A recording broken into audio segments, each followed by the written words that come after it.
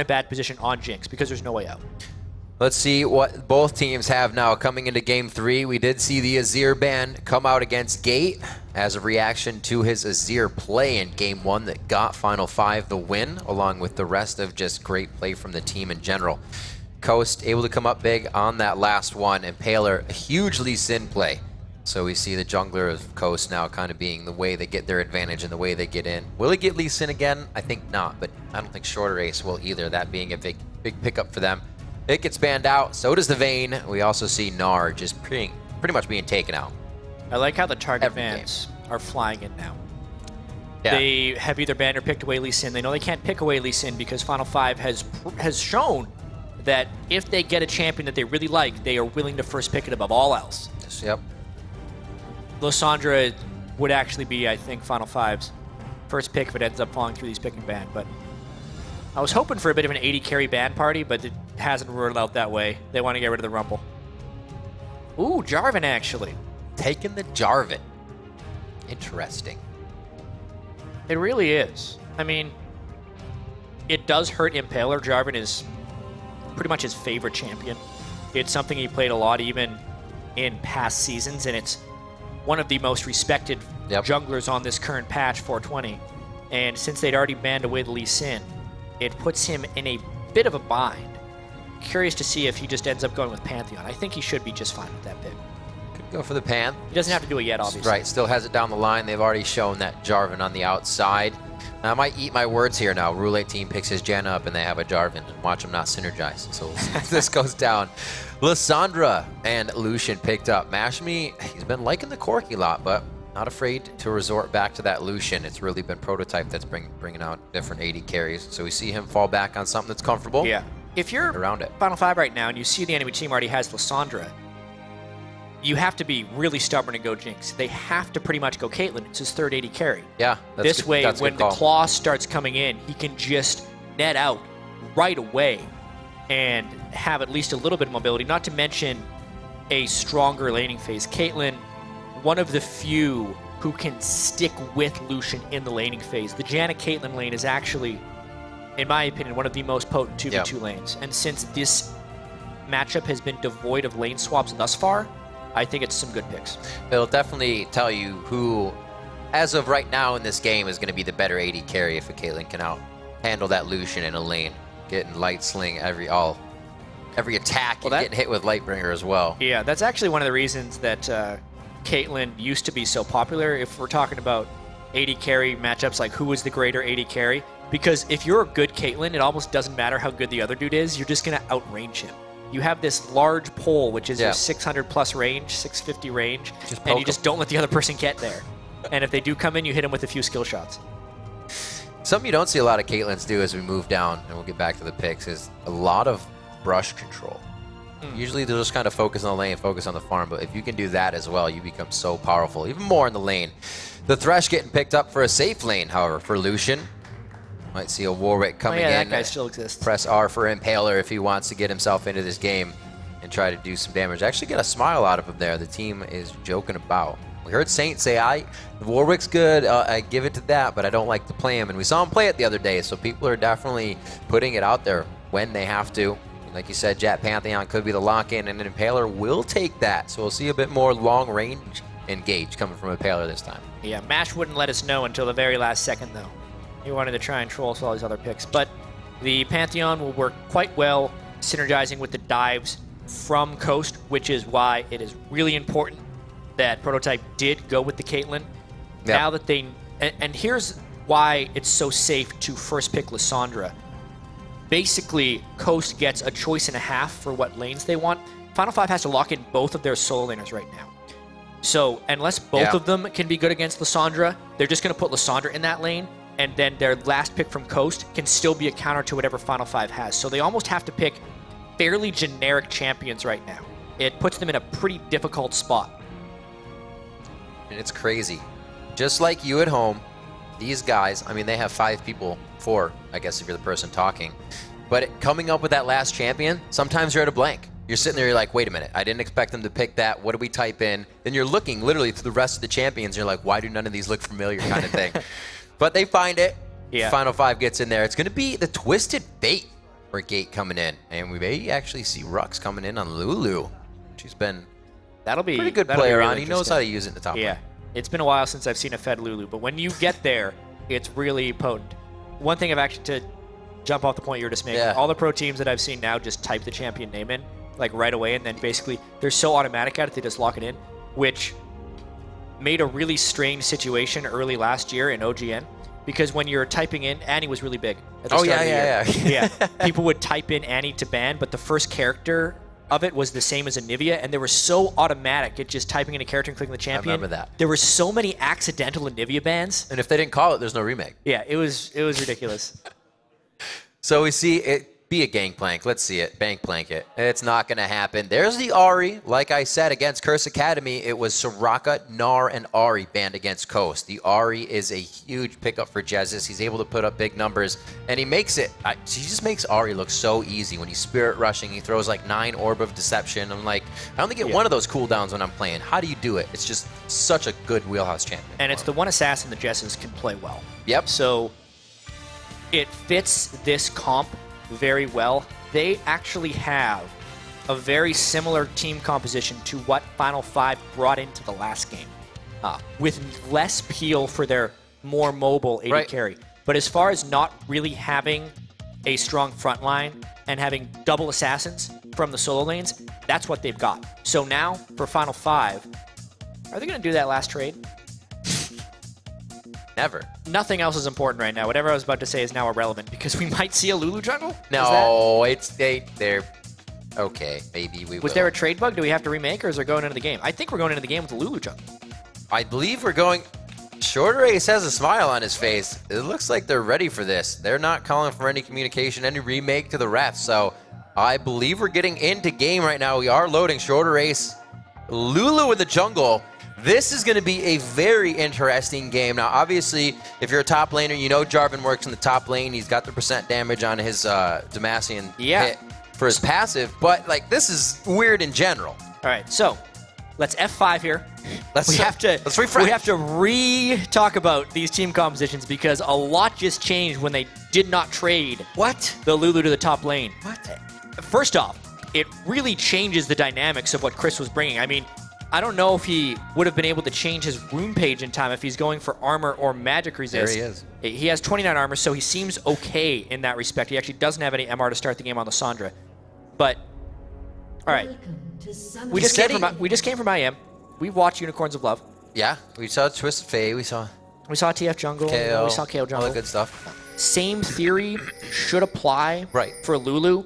Keep your distance. Use the mini leash range of the jungle monsters. Stay at just the right point so you can auto attack them. Soft reset. And they won't hit you in those soft reset. It's very difficult to pull off. Build the Devour. Do an on-hit Lulu. Use your attack speed. Abuse the damage from help picks. Wow. It theoretically fits the same bill as a jungle TF where he does have an on-hit proc that can synergize with the Devour and works very well with attack speed. We're actually kind of racking our brains when Kikis was at IEM San Jose thinking of, okay, if Kale jungle works and TF jungle works, what other weird junglers can fit this exact set of specifications? For Kale, it works because she has some good on-hit procs and some magic damage at scale with the Devour. TF works for the same reason because of stacked deck. And actually, Lulu could work too, only because Pix works on every auto attack. And I can't wait for this mind game to happen. A summoner has disconnected. Ah. Yeah, it's just a minor pause. All right, so we're going to get that set up real quick. I am super excited to see what happens here. If he's going to... So, first off, I'm feeling he's going to be safe in the jungle, right? Because you're going to have a walk-in gank. Whimsy is quite a bit of time, so that'll give you speed. But once that speed's over, if you miss the Glitter Lance, your gank's over. Yeah, I'm not sure how potent his gank should be. It's not like he's going to be a Twisted Fate and can just flash gold card you at level 2. I don't think it's going to be as cheesy as that. Why would he do that? For those of you that haven't seen IM San Jose... so silly. I'm not going to say spoiler alert because it was a week ago. Yeah, you should know. You should know. But those cheesy junglers can really throw teams for a loop. And more so than that, I think the big reason the jungle Twisted Fate worked in Unicorns of Love versus TSM's case is because it made a really lopsided lane matchup that was completely unexpected. That game saw a LeBlanc beat up a Xerath in the mid lane. Yeah, and here we expected a Lulu to be against Lissandra. So they're like, all right, we're going to run these double assassins.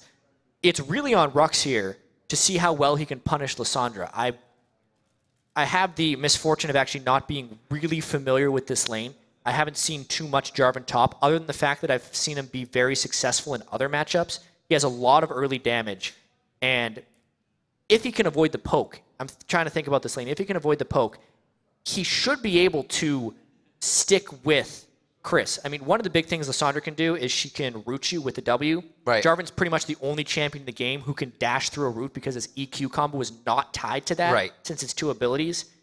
And he might be able to stick on Chris and actually finish him down in a few different ways. So I'm excited about multiple things there. We always end up talking about Final 5. I want to give Coast more credit, but do cooler stuff.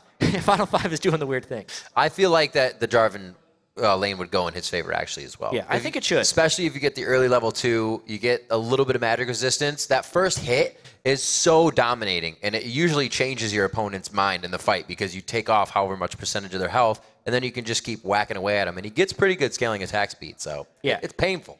And I think one of the big reasons we don't see much Jarvan in competitive play is in order to play the lane successfully, he has to play so aggressively that he's vulnerable.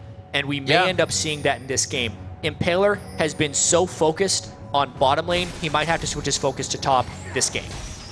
A hook onto Prototype, not going to do too much. Nice Storm Shield, actually does not allow any damage to pass, but now this is Sheep doing what he can to eat some of those biscuits, get himself back to health, and we see Shorter Ace making his way through the jungle now. So he's going to start at the Krugs, he's going to go ahead and get himself that stun attack.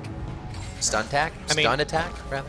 Based on his heavy fist juggling of the Krugs there, he took almost no damage.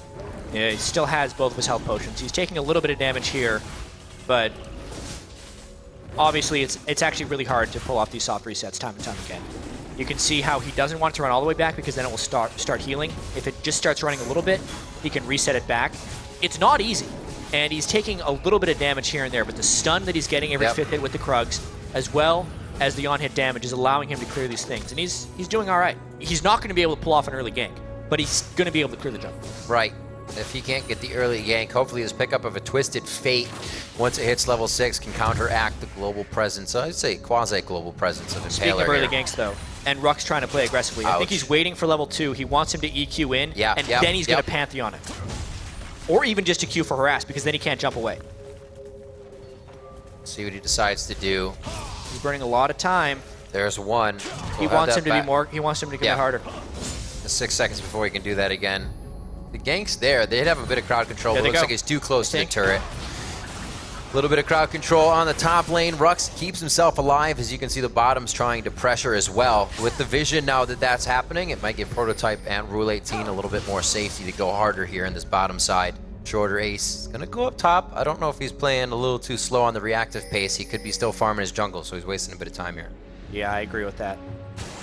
I think it was really good play by Rux to not commit to a point that he can be ganked by Pantheon, knowing the strengths and weaknesses of the Jarvan matchup, right? He knows that he's supposed to be able to bully Chris if he plays aggressively, and he's expecting Impaler to be smart enough to try and shut that down. So he double mind gamed, stayed passive, and managed to burn a lot of Impaler's time. He's going to save Smite for blue instead of going for the Gromp, using that for blue. Keep himself a little bit healthier here. And now possibly an engage towards the top of the lane, or at least a ward for top side. His Trinket's down, so this is going to be for the stick.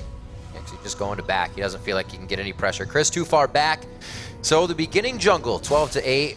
Favor of Lulu right now. We saw Impaler top side, which is why he's a bit of a camp down. But he's actually going for bottom as well. So he really wants to get somebody going first before he really worries about his own jungle here. Trailblazer's finished, so he's not going to have trouble once he does head back in. So he doesn't find anything there either.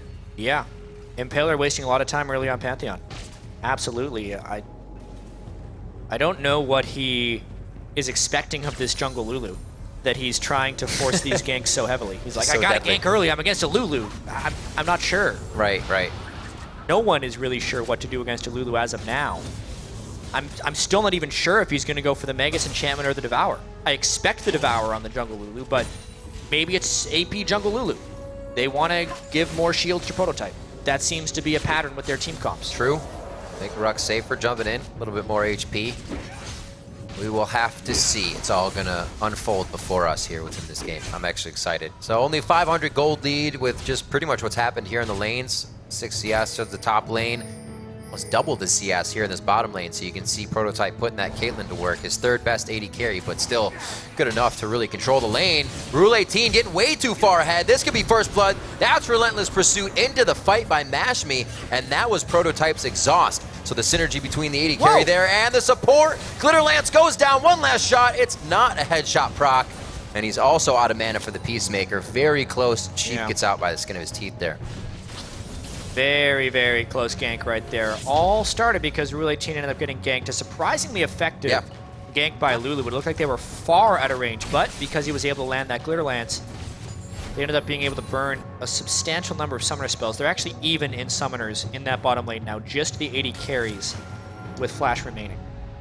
Impaler using his time wisely, gets a nice ward over at blue and almost finds Gate.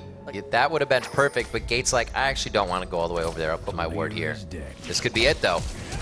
Oh, the flash and the charm hits from long range. That's exactly what they needed, and to get Jez's going, even better. And to get Impaler going, right? He got a lot of he got a lot of experience for champion kills. And that's one of the reasons Pantheon is so potent in this jungle. He stays safe in the jungle. He doesn't clear super fast, but it always allows him to be at high health for those combat times.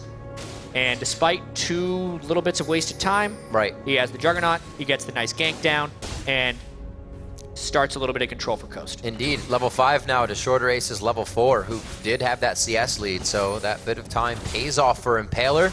Doesn't actually have to use a man drop to get things going for the team, which is even better. Anything pre-6 is just a bonus. Chris, back and forth. That's the Cataclysm. He's forced to flash out, so Rux definitely has the upper hand in just the front end damage. But now that Impaler sees that, he wants a piece of this top lane too. Yeah, an interesting top lane matchup that we saw, but it's the Impaler camp that is finally coming in. And he used the Q at just the wrong time! Oh dear, that was painful. The flash in as well. They're going to solidify this one, and from one lane to the next, Impaler starts to get things going in multiple lanes. The Achilles heel of the Jarvan solo lane is all of your skills are tied to your only form of safety. He just goes for a random Q harass, but because the lane had been pushed, Impaler got into the best rush for a jungle to get into in that top lane. Lissandra Pantheon is a scary combination as far as ganks go. And even with the quick switch-ups that Final 5 pulled off, they don't seem to be catching Coast very off guard. And it's a great job Coast has started to do. It seems like they've slowed down their play a bit and are starting to really see the tendencies of Final 5. They're able to make these plays look like they had them planned way ahead of time.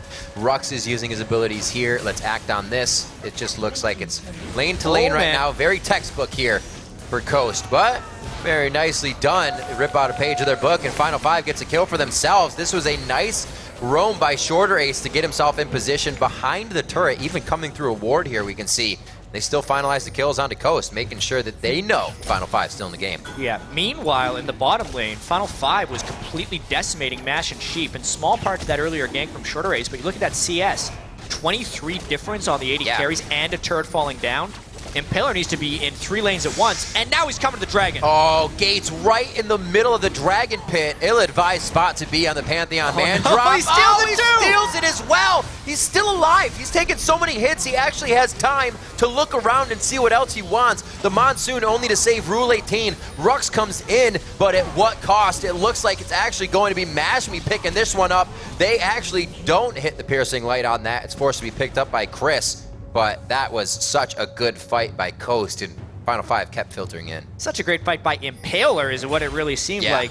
Dude, he is playing so well these last 2 games. Perfect game on Lee Sin and now this. So, he's ganked 2 lanes for kills. Zone 4. He zones the team right there. He waits for Shorter Ace to get hit by the Dragon. I don't know why Shorter Ace is still taking hits, because he got so low. Was not able to steal it because Pantheon honestly has better execute damage on the Dragon. Spear plus Smite gets the finish just like that.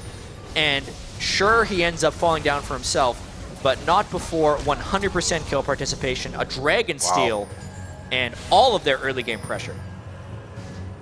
Big moves, Impaler using the momentum from the other. Whoa, Gate going crazy on this one. Does he have the play? Rule flashed over the wall. He is going to force the flash as well, but we can see Final 5 not afraid to start making moves, but this opens up the rest of their map. They got to be careful how much they commit to all this. Now we also have Impaler in the mid lane. They're going to get a blue to lose mid turret, which opens up their side of the map greatly. Yeah, I think Jesses is okay with this trade as well Yeah, as the rest absolutely. of Coast. Impaler really trying to take over here, and a little bit of questionable decision making again coming out from Final 5. Flashing for a Janna shield for the extra damage on a gank. Yeah. Doesn't seem right. They end up trading blues anyway, as long as losing the turret. And I think they were just trying to overcompensate for that disastrous dragon fight, and ended up costing even more. Well, we can already see Coast feels like they can add a bit more pressure. Impaler taking the Gromp out for himself. They were already able to clear out a bit of that blue on that side as well. And we can see Gate has Jez's blue right now. They just stole that off as they try to put damage on the mid lane. Coast, however, collapsing a lot better to save these lanes. They've only lost the bottom turret now. They've been able to take out 2. Still waiting for Mashme to get down and take that one out by himself, which would draw down Prototype. See where Impaler is. Doesn't look like he's actually seen right now, so we could actually see Coast going for a take in this bottom lane. It may not be safe for Prototype to go. Yeah, they know the Twisted Fate ult is down as well, Yep. so it's fairly safe for Impaler to ult in. But with that being said, like, Caitlyn's a really hard cookie to crack, especially with Janna in the game and a Lulu jungle who can appear at any moment. This could very easily get counter ganked if they overcommitted though. Uh-oh, shorter ace. He is going to get hit up. He's probably the one that has the best ability to live out of that situation, though, so not too much trouble. Trade an ace in the hole. Mashme only has Doran's Blade, so he's going to be able to get that health back ever so slowly. So ace in the hole down. They lose a little bit of pressure on the turret. We still see Impaler's heal. Now we see Jez is coming down. This is a dangerous spot for Final 5 to be in. Yeah, they do not have the upgraded jungle item on shorter ace, by the way. We'll get to that in a bit. He's not going Devour. He's going to go Magus. So now we have time to give the jungler update. Not going as well as you would hope when you end up clicking a funny jungler like that. Trying to gank the top lane, though, to make something happen. Boy, do they commit hard. One after the other. An escape artist that he is. Chris will be able to make it out of this. Slows down the flash. So inside their heads, they want these kills almost too much. We just saw Rule 18 do the same thing to solidify a kill. They need these flashes in fights. It's such an advantage to have, and they're losing those edges that would really put them on top here. 2,000 gold behind, you're going to need your flashes when you're going into these fights, most likely. Yeah, and out-leveled across the board. Look at the solo lanes. Chris and Jez's are level 10. 10 to 8? Rux and Gate are level 8. Not only is it a 2,500 gold advantage and a dragon buff, there's a huge amount of gold just in experience that they're losing right now as well. Really an early game control match here by Impaler. And when you're a double assassin team that gets ahead of the enemy, it is really hard to come back. Gonna get very, very scary. You can see Coast even freely able to move in and clear out pink wards here. Tried to clear that one out, and he's like, where'd it go? It got placed on the other side of the map. Sorry, you don't get the gold. So he actually doesn't get to take that one out. Gets confused. Gate in the mid lane, just pushing minions, doing what he can to keep it safe. Oh no, Rux actually going into his own death here in the top lane. Throws out a little bit. Whoa, didn't want to do that too much. Actually thought he had Impaler under the turret. I was wondering what he was doing for a second. Yeah, it looked like Impaler had a little bit of a misclick there on his final spear that was going to execute. Either way, he blocked a lot of turret shots with his passive and was able to get yet another kill. So Rux's Jarvan the Fourth adventures aren't working out very well. Yeah. Really, Final 5 is now probably just trying to build around their shot caller in a bit, Prototype right now. They're trying to group up with as many protectors as they can.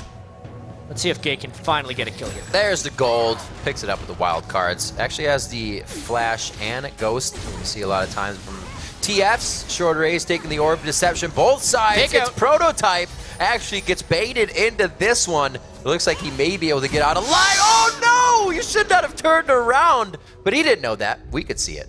Yeah, the orb came out of nowhere. That's a fog of war. You cannot see around corners right there. But Jess has the movement in his mind. So guessed close. where he was going to be. Lands both procs of that orb, the magic damage and the true damage.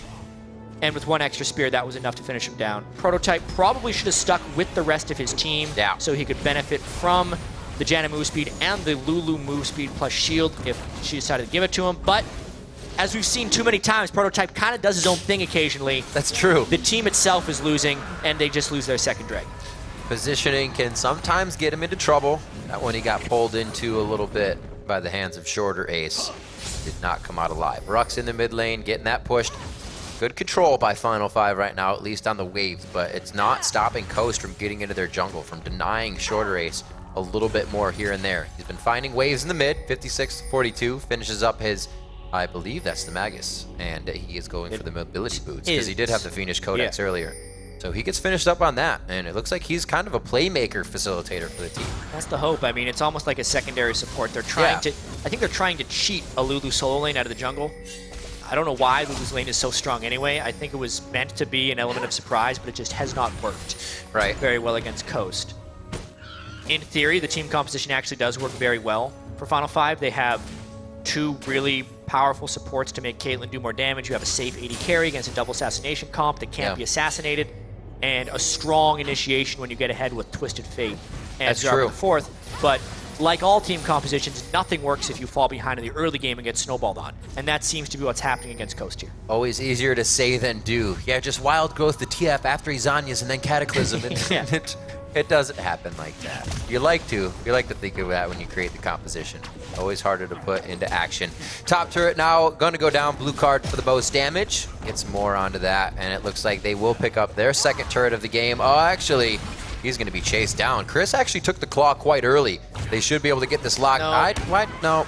It was an attempt, right? Yeah. If he stopped in the brush to clear the ward, maybe he made it. He didn't have the angle to escape. So he was hoping right there that Impaler and Chris were trying to cut him off and would not check in that they brush. go forward, you're right. Yeah, because he'd used the Vision ultimate so early, they thought, hey, maybe he just wants to see where we're coming from. But valiant effort, not too hard to stop. Impaler, of course Impaler, with the smart play, doing the studious thing, checking the brush, still 100% kill participation, and a ton of map control. They're going for another turret. So now this becomes super tough as long as we don't break into a fight here. How do they start to push those turrets if you're going to get man dropped on? If somebody can close 1,000 range on you, and being anywhere is pretty much not safe. I mean, we saw their attempt last game. They just kind of scatter and start doing really questionable things to try and pull a bunch of people to chase them. But yeah, this composition from Coast is more punishing than the last one. Better catch potential. Pantheon and Lissandra, fantastic at chasing. Even Ahri excels in these type of chaotic games. So they're in worse shape this game than they were last game. And last game, they were in pretty bad shape. Such good lockdown, and they're using it so well, making all the kills just flow in easily. 9-4 as we're coming up on 20 minutes into the game.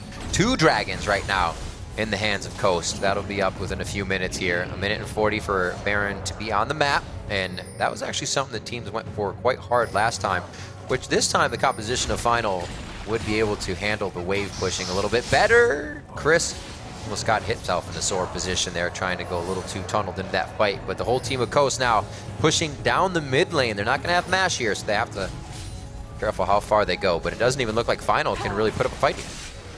Yeah, one benefit that Chris actually gets, because he was laning against Jarvan, is he gets to build the Zanyas first. So he has a lot of potential and vulnerability in a fight. Gate decides to do the safe teleport. Yeah, it looks like Final 5 is going to try to set up a siege here because they know Chris is low. Looking at Jess's, he does have that Deathfire Grasp made up, so he could zero somebody out if he gets the right chance to do so. Oh, that's what I mean. That wasn't one of the times, but Rule 18 being the guy that has to walk out. I mean, all supports do it, but such a dangerous position to be in. Yeah, at least somebody be a side-by-side buddy there. Yeah, but they just can't risk that, knowing that Lissandra hits an AoEs. That's true. And anyone can get caught by Hook or Charm. Left to his own divide, doing what he can. And there it is. Mashmi actually does the same thing, trying to get up ahead, and Rox takes him down. Chris is there to stop it, Big Jarvan. But that's the wild growth coming in. Now he's huge, a force to be reckoned with. One more Q, and they're going to be able to lock this one down. Shorter Ace actually picks one up for himself in the jungle finally, and it is a support battle back and forth up here. Jess is coming around. He does have not Spirit Rush up, actually, but he does have the blue buff, so he can put out crowd control, a bit of damage if they're in range. Off the screen, Jess's erased Prototype, which has really swung the dynamic of this fight. Now Pantheon's trying to close in. Oh, that would have been a fantastic Thresh Lantern, but Jess's takes it instead. I thought that was actually going to go Impaler on the Grand Skyfall. So Coast able to push him back, but they do take down Chris. Very nicely done. Let's take one more look at that, as it was a bit of a scattered fight, but here we see Jez as a Prototype. It was very surprising when everything happened. Prototype gets destroyed, but the initial catch by the rest of Final 5 was pretty good too. I mean, that's the beauty of the Janna and the Lulu. Whoever they decide to shield hits like a truck. Not only do they get the help picks damage, they also get the Eye of the Storm AD damage from Janna, and they're really hard to kill. So, like, there are still positives on this Final 5 team composition. I keep harkening back to it because it's done so poorly. That was some of the positive, as well as some of the negative when you don't have the shields on the person who's getting assassinated, as Prototype fell immediately to death. Well, he's always by himself. That time it actually paid off. Causing the chaos wasn't something that Coast could really bring together, and we saw Impaler, if it wasn't really Coast initiating the fight, they have a hard time getting themselves back into it, so it's an advantageous position for them. Final 5 picking up a bit there. Looked like we said, the gold a little deceptive. It's not telling us everything in the game. Coast still rocking those 2 dragons right now that make them a little bit more powerful and really make these fights scary right now for Final 5. Still plays to be made. They can still gate around the map. They can still put pressure in different places. But you're also looking at that from a Pantheon and Chris on teleport, so they can work the map just as hard. Coast looking to pick up a 3rd dragon here. This just can't go uncontested every time here. Final needs to put up a fight. They just can't, though. The vision control is so lacking for a lot of them. The one thing you do when you don't have vision is you force the team to come to you. That's why they're pushing mid lane, and they're trying to make Coast collapse, but they at least have to be together. Now they're split up again. They don't want to be split up against this team. Oh, he's got enough mana to cause a lot of trouble. And the blue buff only making him that much stronger. Rule 18, he'll be able to get out. His passive movement speed. They're all backing different places. He gates back to the same spot. Just gates. Gates the safety. Looks like everybody's going to be fine and dandy on this one. They're do-si-doing quite hard right now. Where's he going? He's going to go 2nd tier. Here comes Justice again. That's going to be the charm up. They take down Prototype. He can't be safe anywhere. He was actually in the right position that time, but they made it wrong. If you scatter in 15 different ways, one of them is probably going to run into the enemy, and that's eventually what happened right there. Chris now gets the catch, and it's going from bad to worse. It is a gigantic game of cat and mouse. Coast is the cat. All of Final 5 is the mouse. There are 5 mice running around right now. They found a few. They're able to get the cheese, the stinky inhibitor. It's going down. 12-6, 23 minutes in. A 5,000 gold lead as Coast starts to take even more control of this game. And it looks like they've solidified this one. We could be taking it on to a game point 1 if they're able to keep this one going. We've seen, like we said, it's over. It's not over till it's over. Anything can still happen. You're right. I love the mouse analogy, though. It's 5 diminishingly threatening mice that are just running around in every different direction. But it's just one big cat coming at you. Jeez. Yeah, but it's not over till it's over. Yeah, 4,000 gold. That's one thing about these dragons not giving gold is, unless you're really smart about where you go and don't make mistakes, you can lose control of the game very easily. Oh, Final 5. This is scary. I don't think they can get it. So much damage onto Rux. They don't have a super true tank coming out of the jungle right now. He only has a Hydra on him, so that Baron is just shredding through everyone right now. Rule 18 still trying to put that Locket of the Iron Solari together, which would really help against this double AP team. They already have the Aegis, which obviously helps, but that the rest of the shield would really stop these finalizing kills that Coast is putting on the table. They're only 6 kills to 12. Not as much as a bloodbath as we've seen. That respect to the team still being given. You got it. Yeah. So there's not a lot of damage that comes out of that. Yeah. I don't think we're going to see an explosion of Jungle Lulu in solo queue like we saw at Jungle TF after Kiki has pulled that out to amazing effect. Looks like Shorter is having some trouble in the jungle there. I think when he's played this in the past, he gets really far ahead because the theory still works, right? He can clear the first jungle. Right. His Glitterlands ganks are potent, and then he's this powerful AP Lulu that can push lanes. Yeah. But if their sieges aren't working with Caitlyn, he's then relegated to the jungle, and because he's gone AP, it's really hard for him to clear these more and more powerful jungle camps as the game progresses. Right, you're only clearing on cooldown. Yeah, and it costs him a lot of mana too. Yep. Which is why he's going towards that Athene's, which is the unbuffed Athene's, remember, so it's not giving him that much mana regen on this 420 patch. Tough decisions. Like we said, that is Two-sided, though. It could have gone great for him, but right now, the passive way that Final 5 has been playing, really a passive jungler wasn't something that was going to put them in the lead this game. Rux takes down the top turret. He goes Cataclysm all over Chris's face. It looks like they're going to be able to get out of that one with just about the same amount of health traded, but a lot more is going down in the bottom lane right now. Prototype doesn't need too much mana to beat Caitlyn, so he's safe for now as long as he has an escape. And they're able to stave this off for now. No Baron buff on Coast to make these minions huge, so you can see how much of a fight Final 5 here can put up. They have good wave clip and good disengage for the base. Yeah, they just need to wait for their opportunity. I think it's pretty smart that they have Rux off the top lane. It really diminishes the ability for Coast to dive. If Lysandre came in with the Pantheon under the turret with this type of gold lead, I think they can just end the game. But Rux, knowing that he burned Chris's ultimate in the last fight, is looking for another all-in. Or if not, just to cut the minion wave. But this team down here has to be able to clear minions. Nicely done. Well, you can see there's damage on the turret, so it's not impossible for Coast to take that one down if this side split were just to be played out the way it is. And it looks like Rux is actually going to stick with it. Pretty strong-headed on this one, and he will not decide to go around. And it's going to be Chris clearing out Baron, actually. Finds a ward. Very nice sweep. Gets that one down. Chooses the right position. Maybe he saw it earlier. And he's actually going to get crowd control by himself. Getting that crowd control for a bit extra damage. They lock it down. They are visible, however. And Jez's did back, so they're actually going to be able to get themselves in the right spot for this.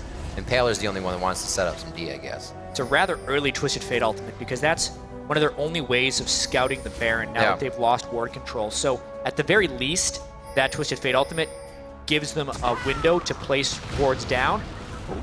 But they didn't get very good wards down with the TF ultimate. So now Coast has a lot of control. One thing that we need to mention as well on this 420 patch and why Coast has this big lead but doesn't necessarily close it that well is the Inhibitor and Nexus turrets are just so hard to take down now without empowered minions or a gargantuan lead.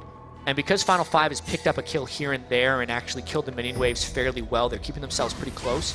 So now it's Coast's job to either control the Baron or the continued assault on Dragon and close the game by forcing Final 5 out because of the fear of the 5th Dragon. I don't think it's going to be too long until we see that. Obviously 10 seconds until Dragon number 4. And we'll only have to wait another 6 minutes before they get what they want for that 3-minute buff. The aspect of the Dragon, Rule 18. Ward by that was his yourself. first death of the game. It was. Against a heavy assassination team. But they weren't even in position to contest Dragon. Dang. So it's not important to get wards on it in that specific period of time. It's something that comes after so many games. You will realize when it is not worth to even see people do things. No. Because seeing them do stuff that you can't stop doesn't matter. And so true. He was trying to get vision. Definitely start to set something else up. Put something else on your plate.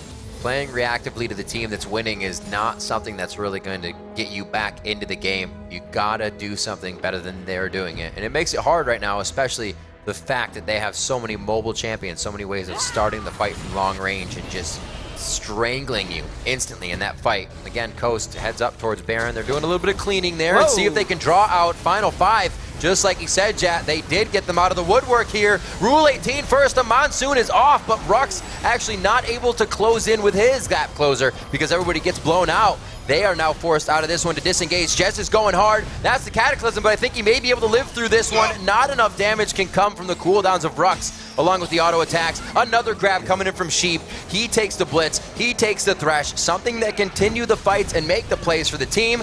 He helps do so, along with Chris coming up for the kill on that one as well. Now 18-6. They finalize that ace at 30 minutes in. Big momentum gainer there for Coast. They already had control of the game, but now they have a stranglehold on it. They should be able to clean up this Baron pretty quick. That's kind of the thing they needed to really push this game to a conclusion. Baron buff, they're already sitting on 4 Dragon stacks, so if they can't make something happen with the Baron, the Dragon would be the next logical take for them. It's kind of the second game in a row they've had absolute objective control on Final 5 here, and they have to feel really good about that. A much stronger game from Coast. It's kind of like all the LCS experiences coming together. They know where to move before this, when this is happening, if the lane's being pushed. I mean, you look at this fight, and it was, here's the Janna and the Jarvan not synergizing a little bit.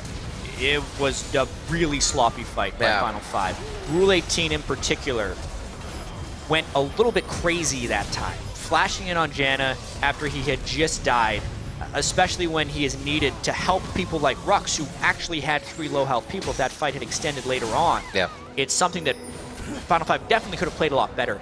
I didn't see flaws from Coast's gameplay in that one at all. That's why you see a clean ace. But they more so capitalized on the mistakes of Final 5. And just look what a Impaler can do by himself. Blocking to the Iron Solari, keeping him alive. But a 2v1 there with Storm Shield on Prototype. Basically now another BF sword in his inventory when he gets that.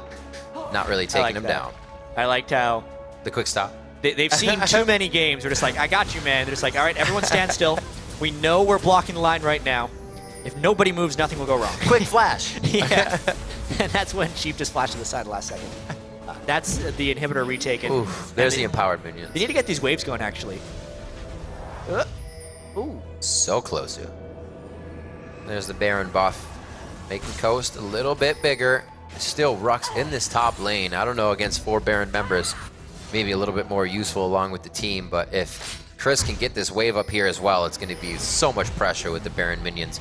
Coast gonna back with their buffed up Baron recall. And they're gonna be back to lane quite quick here. I'm pretty sure they all now are sporting somewhere near home guards, at least 2 or 3 of the members, so they can get back into the fight. They're not wasting any time at getting more wards down, and full control here. Coast looking to close this one out quite soon.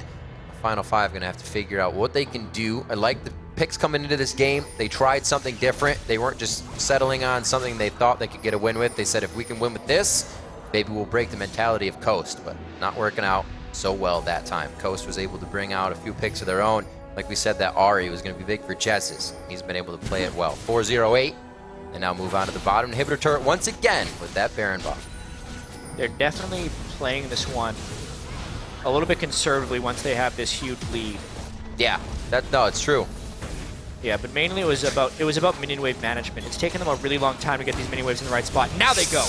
That's the hit that they needed, straight under the turret. They do try to take down one more. They're going to get it. That's going to be 3 right on the start of the fight. It's now onto Gate. The Charm just missing his cape. They're going to be onto the Nexus turrets. It could now be 2 games in favor of Coast in this best of 5 as they just barrel down. Now 1 Nexus turret left. They've done a great job here. 32 minutes, 4 minutes quicker than the previous matchup. And you can see the final touches being put on the Nexus. Actually quickly surrendered in there, coming in from Final 5 as the game was already over. And a victory.